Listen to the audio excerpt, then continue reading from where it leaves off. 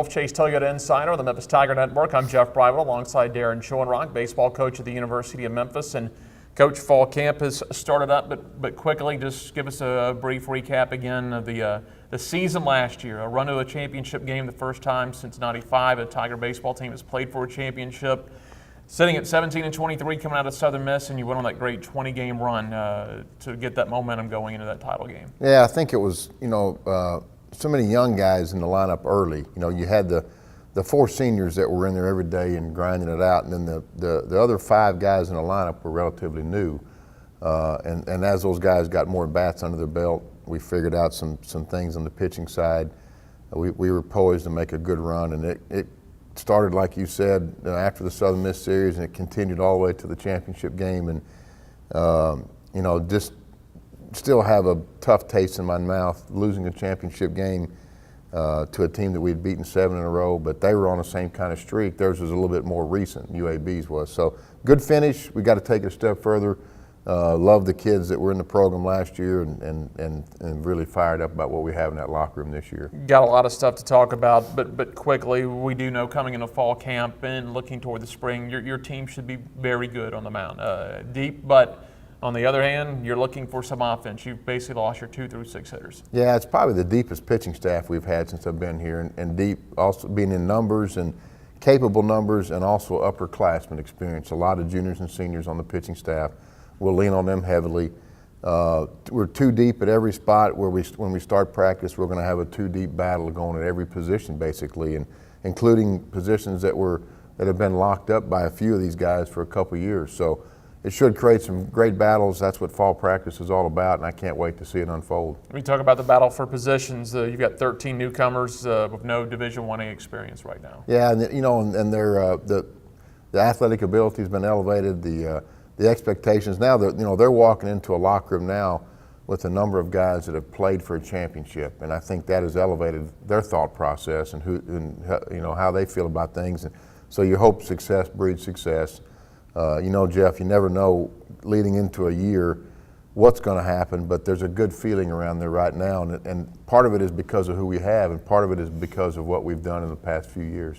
Well, let's talk about some of the stuff you have coming up this fall, an open house for alumni Saturday from 12 until 3. Tell us about that. Yeah, every former Tiger player that is in earshot of this message and the emails that Coach Woods has sent out, we're in the process of ongoing, since the construction, have been raising money to decorate our facility, and one of the walls in the players' lounge is going to be dedicated to former players, and they'll have every former player that comes by the facility will sign an autograph ball, be placed in a cabinet there that for forever, and they can bring their family by, sign their ball. We're going to have light refreshments, 3-hour window. I thought it would be great to do that on the day of a Tiger football game as we maybe get some people in town. So excited about ongoing decorations, ongoing work in the facility, and honoring former Tiger players is a big part of that. Here in a few weeks, October 20th, you'll have your Parents Weekend.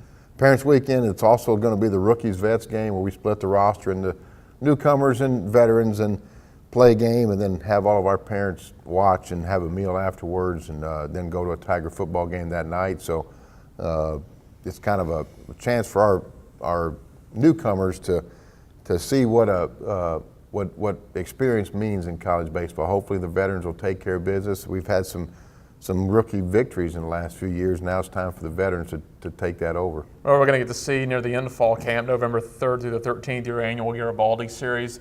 That's when you'll really get an idea of what this team can do and how they're going to compete. Yeah, it's the first time we let pitchers really stretch out and go 3 or 4 innings in the fall. Most of our scrimmages up to that point will be 1 or 2 inning, just light inter squads, and then the Garibaldi Series, the rosters are split. It's more of a true let games unfold normally, coach them, get bunched down, defend the field, the whole thing, and then that will lead into a final fall evaluation for every player. Coach, your schedule this year, and we've talked about this since FedEx Park came about. I believe it'll be your 4th year in FedEx Park, and since the renovations, you've been able to schedule a lot more home games this year, no different. 35 home games plus a couple of at FedEx Park, plus 2 more AutoZone Park. 25 of these games this season on your schedule against the NCAA tournament teams. 7 of the first 8 weekends at FedEx Park, and an 11-game homestand. So things with the renovations have played out well for you. Yeah, it's taken a little time to get to that point. We've got more people interested in coming here now. We've been given more resources to attract that, and baseball is a home-driven sport, and you look at what other leagues have done that have had a lot of success getting multiple teams into the regionals. What they do is they play at home. They play at home a high percentage of the time, and because you guys have a comfort at home. Now, along with that comes you have to protect home turf. We have so many opportunities to play at home this year that understanding how important it is to take care of business at our own ballpark is important. We got a number of opponents coming in that are very good baseball programs that'll pose a very big challenge. But finally, after 8 years here, getting an opportunity to have our guys sleep in their own beds, like some other leagues do around us. That was the goal. And some of your big series this year, of course, you have Missouri non-conference, the first SEC home series since 1981 when the Tigers swept Tennessee.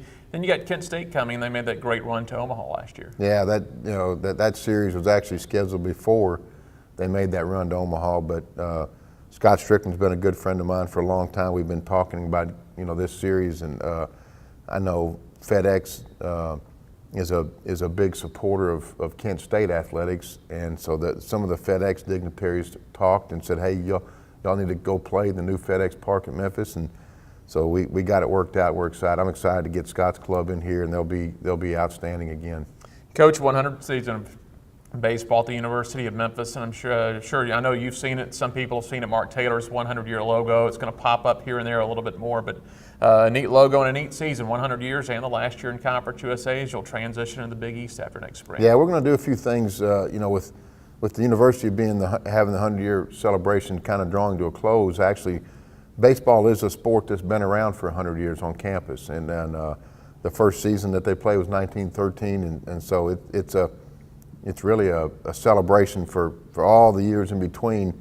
But for this particular year, our players here, and they see that 100-year logo, and fabulous job by Mark, and I got a lot of favorable comments, and I've had a lot of comments from guys that names were left off. But anytime you do something like that, there's always going to be, but basically we use the criteria of former All-American, former player drafted, or somebody that's a record holder. Right. And we're going to fly a flag actually at the park celebrating this 100th year of Tiger baseball, and any little thing we can get to motivate our guys to push them through to get a championship, we're doing it. And of course, it gives you a chance probably to honor some of the, I hate to use the term, but the old timers. So often now when you retire jerseys or we bring teams back, they're within the last 25, 30, 40 years, and a chance this year to really look deep back at the history of this program. Yeah, we've done a pretty good job in 8 years of reaching out to that, and as a coaching staff, that's been a goal of mine. Now, the next step is we're trying to portray to each team that comes through a little bit about the history. I think it's important that the current guys in the locker room have a little grasp of what we're trying to do to reach out and reach back to former teams, and because they're going to be alumni soon, and developing a sense of pride in where the program's been helps you understand where you are now, and that's a big part of what we're doing with this club. And finally, Coach, as we wrap it up, a couple of facility updates that you want to talk about. You've mentioned kind of some improvements in the Players Lounge, and now this year finally working in the space between the dugouts, the backstop to the other dugouts. So it'll kind of complete that brick look. The facility looked great. You still have that old concrete backstop though, and you can only paint it so much. So it's going to kind of tie everything together this year. Yeah, we try to do something relatively significant each year for the ballpark, and usually out of funds that we raise, from external sources, fundraising, bullpen club. This year, actually, when the park was built in 2010, we were trying to speed so many processes up to get it ready for that opening series.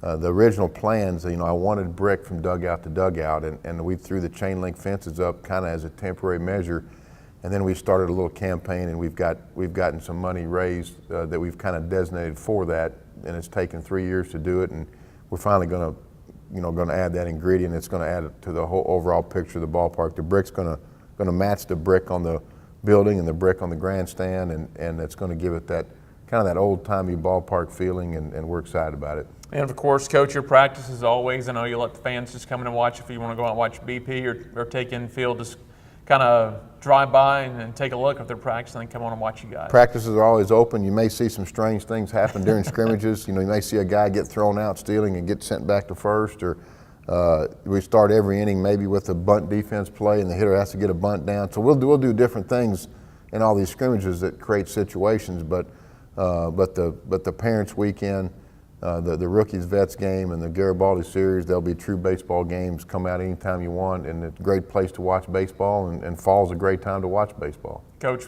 we appreciate it, and we look forward to the season. Thanks, Jeff. You can check GoTigersGo.com for more information, practice dates, the Garibaldi Series, open house, Parents Weekends, and all that kind of information. For head coach Daron Schoenrock, I'm Jeff Brightwell. This is the Wolfchase Toyota Insider on the Memphis Tiger Network.